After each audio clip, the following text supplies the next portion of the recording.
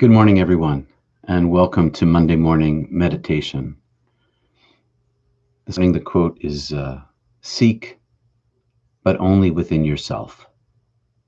That's from Theophane the Recluse, who was a Russian Orthodox monk, who died in January 1894. I first came across him in this book, The Art of Prayer. I'll read you a little bit from it this morning, a longer quote. Remember, he's an Orthodox Christian, so he talks in Christian language. You seek the Lord, seek, but only within yourself. He, pardon the patriarchal language, he is not far from anyone. The Lord is near to all who truly call on him. Find a place in your heart and speak there with the Lord. It is the Lord's reception room. Everyone who meets the Lord meets him there. He has fixed no other place for the meeting of souls. Theophane the Recluse tells us that inside the temple of our heart is the meeting place for God, for us. Every single person has the anteroom, has the meeting place, has the gathering place already inside us. The practice of prayer, the practice of seeking God is always within. Always within. And that's what we're doing here this morning. We're going within, we're going inside that meeting room with God. And it's there that we seek God. It's there that we find God. Always, always within. So thanks for joining me this morning. I see Sue and Thas and Parelis. Hope I said that right. Good morning. And Rasha Kumar from India. Nice to meet you all. Glad you're here today. Hey, Russell, I see you there from the UK. So we look inside ourselves, we find God there. Always. That's the place. All the mystics around the world tell us the same thing, including Jesus. He said the same thing. So anyway, this morning, we're going to sit for 20 minutes, and I'm going to set my timer here. By the way, the chickadee that you hear is on my phone, but I recorded him outside my studio where he lives, or she. I'm not really sure. I never sexed the chickadee, so I'm not really sure. She hasn't really told me. But 20 minutes of meditation. I'm going to take my pillow out. I'm going to sit back further in my chair. In case you're wondering, this Ultimate Divinity shirt that I'm wearing is my Ultimate Divinity, my Ultimate Frisbee team when I was at Yale. We had the Yale Divinity School team was Ultimate Divinity, and there is Adam's hand and God's hand with the Frisbee in between from the Sistine Chapel. Anyway, we always thought it was funny. I'll see you in like 20 minutes. Meditation time. Starting the clock now.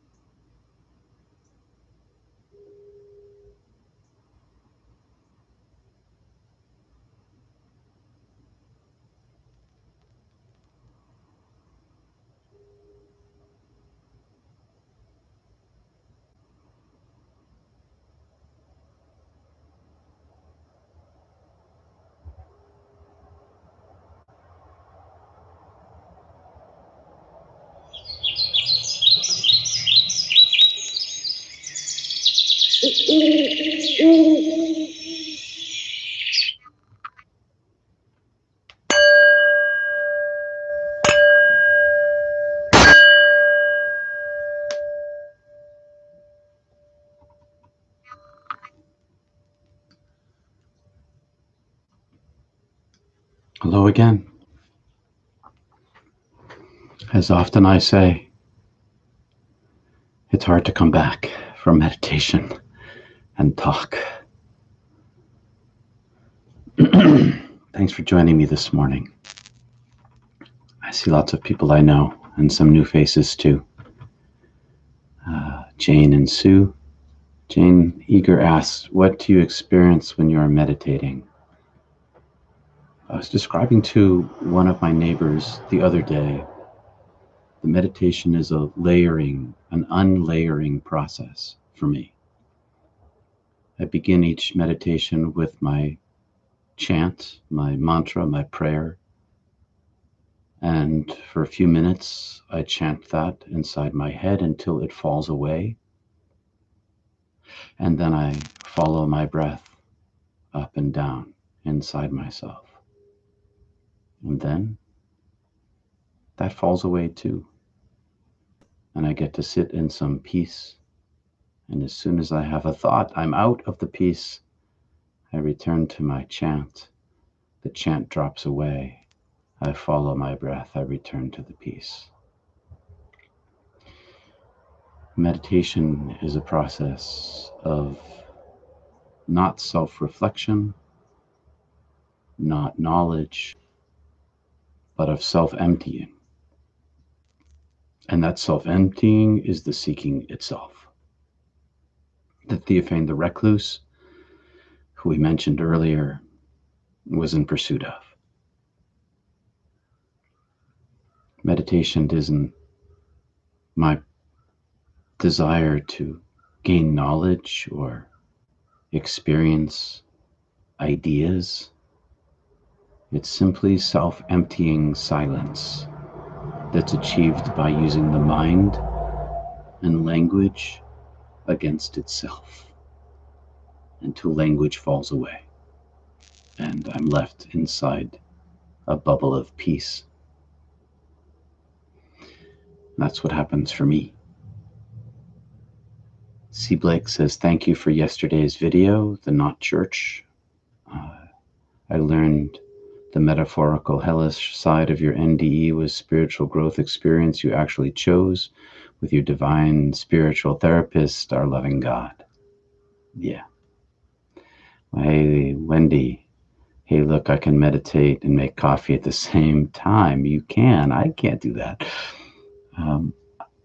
Sir, how often do you come?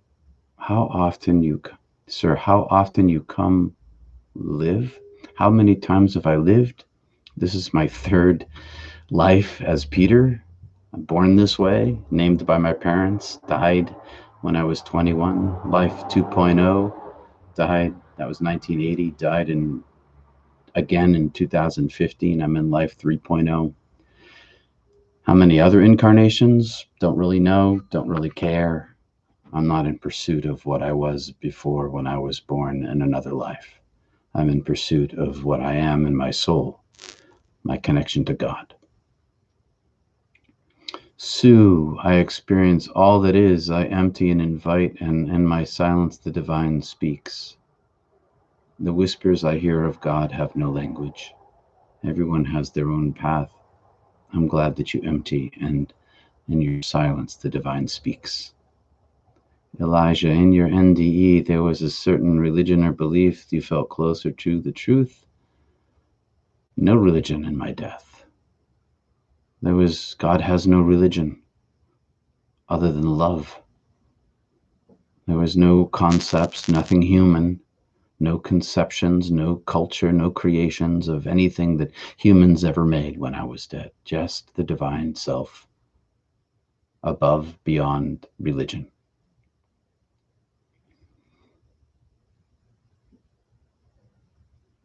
Oh, Wendy, how often am I live on video? That's what was meant. 2 days a week, Mondays and Wednesdays for meditation, and Sundays for not church. So basically now 3 times a week. Thanks, Wendy, for interpreting that for me. I think, yeah, Russell, you too. Thanks for both you guys for explaining that to me. Like I said, it's hard to come back from meditation. And Sue, thanks for that too. You too, Seth, clarified that for me too. When you were in heaven, did you have a body? No body. I was consciousness with no physical substance, no molecules, no quarks, no atoms, no cells, no DNA. None of those things. I was a not thing. I was no thing. And yet I had senses. I perceived. My sight was my hearing, was my thinking, was myself. There was no differentiation between those things. All were one thing inside me. And still, that's part of the truth for me living, is that my soul is my eye, is my ear, is my thinking, is my presence, is my connection to the divine. And Harasha, thank you. I appreciate the reinterpretation. So 3 days a week, Mondays and Wednesdays for meditation, and Sundays for not church. It's okay, Elijah. Dumbing it down's what we do. My job is to take the complex and make it simple. I'm looking over in YouTube, in Facebook. I see Ali and Lois and Connie, Ariane from the Netherlands, Julian, God bless you too, Claire from Owl's Head, Maine, just down the coast from me. You're welcome, Wanda. Connie, have a good day. You too. Peace and refreshing. That's what we aim to have here in the morning. Mary, good morning and thank you. Did you see other beings and angels? Ariane asked. Not when I was dead, I didn't. Other than the angel of death who carried me into the divine presence itself. But other angels have been part of my life, but not in death, other than the angel of death who carried me home, my beloved friend, my angel of death. And it's not a personhood with wings, it's an intelligence, a compassion, a joy, a presence, a comfort, a powerful being, much more powerful than me. How long did your hell experience last where you felt others' pain? It was eternal, timeless, timelessness. I don't know how long it lasted. It felt eternal while I was in it. But then it ended, and I was filled with the oneness of being.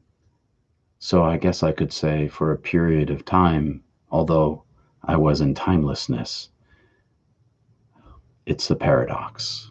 It's difficult to describe. You're welcome, Elijah. Off to your physics class. I love physics. Physics is great. Did you see other souls in heaven? No, I was in a place of non-being. I was only in the presence of God. I saw no other thing than the divine self itself. All of that stuff is covered in my book and in lots of my videos. Happy to continue talking about it, though. Hey, Claire. I was in a place of non-being. Just to go back to what Beth Pereles asks. Nothingness, no thingness, but the fullness of the presence of the divine, beyond conception, unlimited, incomprehensible, even when I was in the presence of it. Well, my friends, it's 8:30 now. I try to keep this to a half hour so that it fits inside your life. You can reach out to me and contact me personally, or see you here now on Wednesday, peterpanagore.love. I appreciate your support. I'm doing this as an independent, and your support very much helps. And if you want to have a session with me and have a conversation, please do. Book one in. So you do not recommend we try not to hurt others in any way? Oh, of course I do. Yes. Love is the key here. Love is the treasure. Love is the answer. Love was what I carried with me.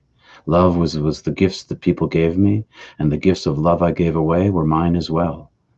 I try to live my life now harming giving harm as little as possible, because I expect to go back through a hell of my own making to enter the oneness of being. A promise that was given to me, that I would go home again to the fullness of the presence of the oneness of love. And I live my life now trying to do as little harm as possible, but knowing it's unavoidable because I'm a human being in this matrix of the world. That said, my friends, facts uncensored. If you want to have more talk, shoot me a text. Shoot me a message, and maybe meet me in a session. But peace to you all. Namaste. Peace, love is the answer to all. It's the treasure of life. See you again. Oh, one more question. If we learn lessons from painful experience, can we work to learn and teach from a place of loving and peace instead? Yeah. Meditation is a cultivation of the presence of peace and love. It carves away our false self and allows the presence of the light to build a reservoir inside ourselves, and it's a way of opening the tap to the divine self. All right. That said, Susan, Hawkins, Palmer, if you want to have more conversation, reach out and we will. Peace, gotta go. Peace and love.